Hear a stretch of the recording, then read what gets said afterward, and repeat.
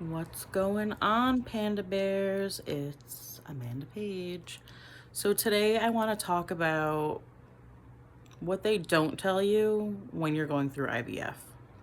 So one of the biggest things I think that is important to know immediately upon starting infertility medication is knowing that it's okay to mix your medications together. So I have a bachelor's in biology and psychology. I'm a nationally certified phlebotomist and I teach phlebotomy. I have 20 years of experience in the healthcare field. Um, what else? I have a master's degree in laboratory sciences, a PhD in healthcare administration. I work with needles every day. And I also give myself insulin injections, two different needles. So I guess the biggest thing to know is that it's okay to mix your fertility medications together, maybe in your Menopur vial. So you have your Follistim, and if you're a diabetic, then you have your insulin or your Lantus or your Humalog. You have your Lupron. You have, like I said, you have your Follistim, your Lupron, your Menopur, Ganirelix if you're taking that. There's so many micro Lupron. I think I mentioned that. All these different medications, and I think the first maybe cycle or two, you're probably giving them to yourself individually all around your stomach. So your stomach's going to be calloused and very bruised over the course of the approximate 2-week period of you taking these particular medications, because they have to be given subcutaneously under the skin, so on and so forth. So the biggest thing to know is when you're mixing your Menopur. No, it's not dirt. I think this is just a literal, it's just a discoloration of my skin right there. So anyways, use your Menopur bottle. You have your saline, so you're going to mix a milliliter of saline into your Menopur, depending on how many bottles or vials of Menopur that you need. You mix your milliliter of saline. After you're done doing your mixing of the Menopur, then start adding in all of those other medications into the Menopur bottle. I have 14 years in the pharmaceutical industry. I've worked for major names, Pfizer, Bristol Myers Squibb. And I've worked in clinical operations and regulatory operations for, some big and small companies, private, publicly traded, all different types. So, like I said, I've been in this game for about 14 years. So I started mixing and cocktailing the infertility medications on my own accord, and then I verified it with the doctor, and she said, yeah, do it, why not? I just wasn't sure as far as combinations. You do want to check with your doctor. I'm not advising you to do this. I do want to note that, but I definitely want to say mix them together. Then you're giving yourself 1 to 2 vials. I personally can only take about 1.5 milliliters per vial. So when you're filling the syringe up of all of the liquids that you have to take for that evening or the morning, depending on, sometimes you have to take them twice a day. But what I like to do is mix them all together and only put about 1 milliliter to 1.5 milliliters of liquid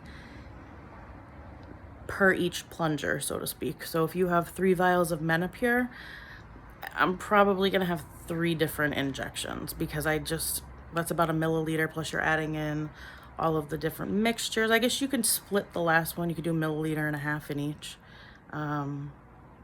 But it burns. That's the problem. So the Menopur, when you're injecting Menopur by itself, it burns. It burns. Another thing that I've noticed, so you want to alleviate the burning. So when you're doing about 1 milliliter to 1.5 milliliters per syringe, you are alleviating all of that burning. So I rather have another injection, just injecting the fluid under the skin, rather than feeling that burning sensation, because then I start kicking my leg around, I act funny, and it's just not pretty. So do that. Another thing that I've noticed is take your medication out, leave it at room temperature. Injecting cold medication sometimes can be irritating. And then use an ice pack when you're done giving the injections. I try to do them around the same time every day. You want to make sure you're just staying consistent. I think that's the best thing. Your hormones and your body does change. I think this is my 3rd time around for egg retrieval. So we're doing these medications for the third time around. I'm about halfway through round 3. I'm not quite ready to go, so I'm going to go the full, I think it's 12 to 14 days or so on the injections, and I do morning and evening. So I just do the Lupron, the microdose Lupron in the morning, and I do all of the other ones at nighttime. Follistin, microdose Lupron. No Granurelix this time, but we did that one last time.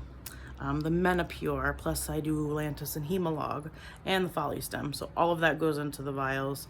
We make a cocktail, we mix it up, we fill a syringe about 1.5 milliliters each.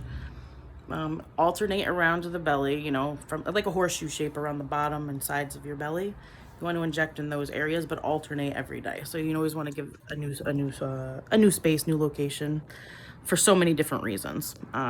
We can go on and on, but just rotate the injection site. Injection site reactions, normal.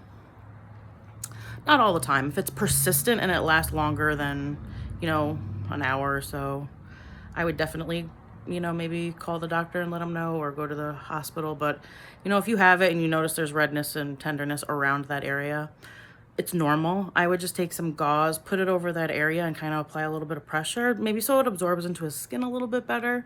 That's what helped me. Or what I do is use ice packs. Those are going to be your friend too, around your stomach. Round 1 of infertility was awesome. I killed it. It was great. Although we didn't get any eggs, just the injections in general and the whole process, it was good. For round 2, I was more emotional. Not quite sure why. Maybe it was the combination. I have no idea why. But I was more emotional. It was harder. I had a harder time in recovery. Round 3, I think I'm taking this pretty good, only because I started mixing the medications together. So it's really important to consider mixing them all together rather than taking them individually.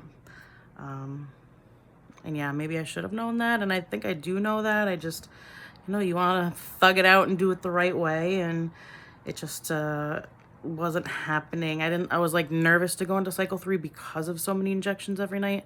And then one day I'm like, I'm mixing all of these together and I'm just gonna see what that does. And clearly, like, we could do that. That's cool. So yeah, mix them together. I'm not quite sure what other points and tips. I'll definitely update you as we go. Like I said, this is round 3 for us. We had 2 egg retrievals already, so 2 rounds of IVF treatments already. We got a total of 23 embryos, and eggs, and I'm sorry, 23 eggs. Of the 23, from the 2 rounds and the 2 egg retrievals, we had a total of 7 embryos. We lost all 7, and none of them made it to day 5. So yeah, we're trying it again, and it's a new protocol every time, so it's always a new cocktail of what you're going to be giving yourself every cycle, every protocol that you get from your fertility specialist. They'll always be a little bit different. So you want to, another thing I'm doing, I'm taking an 81 milligrams of aspirin every day, usually in the morning. I'm definitely taking my prenatals. I take vitamin D. I take something called Neo Q10, so it's something important. I guess if you're trying to get pregnant in general, I'm sure you can take it regularly as well, to make the quality of your ova, your eggs, better. So I don't see anything wrong with that, but I'm gotta go. My son is calling me, the 23-year-old stepson, so I'm gonna answer the call and I'll update you guys in a bit. Talk to you soon.